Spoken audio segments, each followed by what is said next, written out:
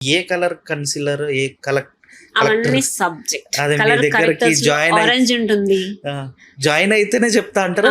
Join అవుతేనే colour theory అనేది చాలా పెద్ద సబ్జెక్ట్. యా, అంటే మీ బ్యాచ్ ఎప్పటి నుంచి స్టార్ట్ కాబోతుంది? బ్యాచ్ నెక్స్ట్ మంత్ ఫస్ట్ నుంచి స్టార్ట్ అవుతుంది. ఈ మంత్ లో ఒక 2 వర్క్ షాప్స్ అవుతాయి, మేకప్ వర్క్ షాప్స్. ఆ డేట్ రివీల్ చేస్తాను. వర్క్ షాప్ కంపల్సరీ అవుతుంది ఈ మంత్ లో. ఒకటైనా చేస్తాను ఏప్రిల్ లో. మేలో వచ్చేసి ఒక 2 వర్క్ షాప్ చేస్తాను.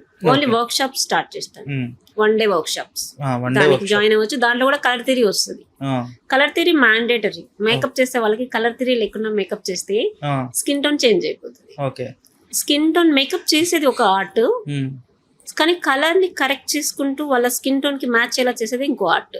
ఈ 2 కరెక్ట్ గా చేస్తే మేకప్ ఆర్టిస్ట్ ఎక్కడైనా నిలబడుతుంది. చాలా మంది మేకప్ ఆర్టిస్ట్ ఉన్నారు. 1 లైన్ కి ఒక 10-20 మంది ఉంటారు, కానీ ఆర్డర్స్ కొద్ది మందికి వస్తుంటాయి రిపీటెడ్ గా. ఆర్ట్ డిపెండింగ్ ఆన్ అంత ఆర్ట్ ఉంటుంది.